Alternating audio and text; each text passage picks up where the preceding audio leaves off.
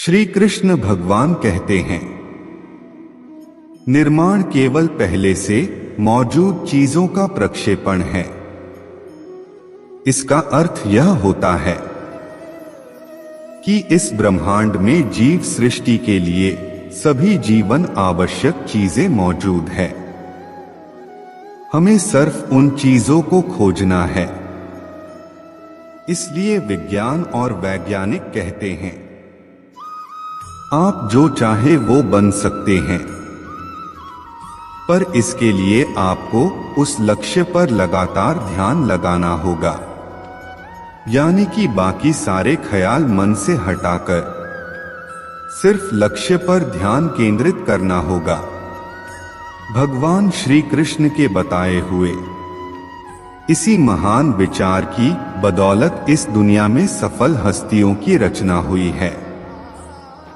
श्री कृष्ण कहते हैं, मैं उन्हें ज्ञान देता हूं जो सदा मुझसे जुड़े रहते हैं और जो मुझसे प्रेम करते हैं। इसका अर्थ बिल्कुल सरल है। महाभारत में पांडव भगवान श्री कृष्ण से प्रेम करते थे और सिर्फ उनका साथ चाहते थे, और उन्हें वो मिला भी। कृष्ण भगवान महाभारत का युद्ध जीतने तक उनके साथ उनके मार्गदर्शक बनकर रहे हैं। आप जिस भी कार्य को पूरे विश्वास और लगन के साथ मन लगाकर करते हैं, उसमें भगवान श्री कृष्ण का निवास होता है। वो कभी विफल नहीं होता और इस संसार के कण कण में ईश्वर बसते हैं। वही शुरुआत है, वही मध्य है और वही अंत है। कुछ लोगों की ये आदत होती है, वे हमेशा किसी इंसान या किसी कार्य के प्रति संदेहजनक रहते हैं। उदाहरण, एक पति का अपनी पत्नी पर हमेशा संदेह करना कि किसी दूसरे पराये पुरुष के साथ उसके कोई संबंध तो नहीं। ऐसा संदेह रखने वाला पुरुष मन से हमेशा विचलित रहता है। यही बात महिलाओं पर भी समान लागू होती है। जब इंसान क्रोधित हो जाता है तो उसकी बुद्धि पर उसका नियंत्रण नहीं रहता। अच्छे बुरे की पहचान करना, भविष्य में परिणाम क्या होगा, इन सब बातों का उसे ध्यान नहीं रहता। वो बस अपने क्रोध की अग्नि शांत करना चाहता है। और उसी समय मनुष्य अपने जीवन में गलती कर बैठता है। आपके मन में उत्पन्न होने वाली हर सकारात्मक भावना और उससे जन्म लेने वाले विचार और जीवन अंत तक चलने वाली सांसें, इन सभी में कृष्ण बसते हैं। वह हर समय हमारे साथ है।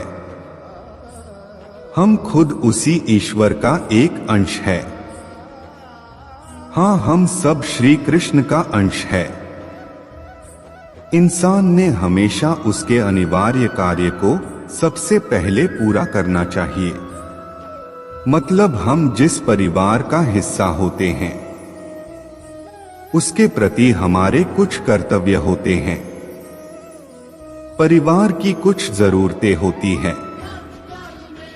हमें सबसे पहले उनका ध्यान रखना चाहिए। हमारे परिवार की सेवा करते हुए भी हम भगवान कृष्ण की सेवा करते हैं।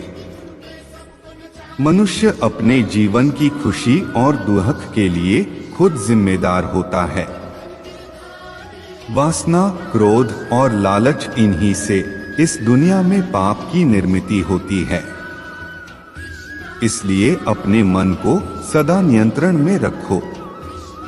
जन्म और मृत्यु एक शाश्वत सत्य है, जिनसे धरती पर मानव अवतार लेकर आने वाले भगवान भी नहीं चुकाते।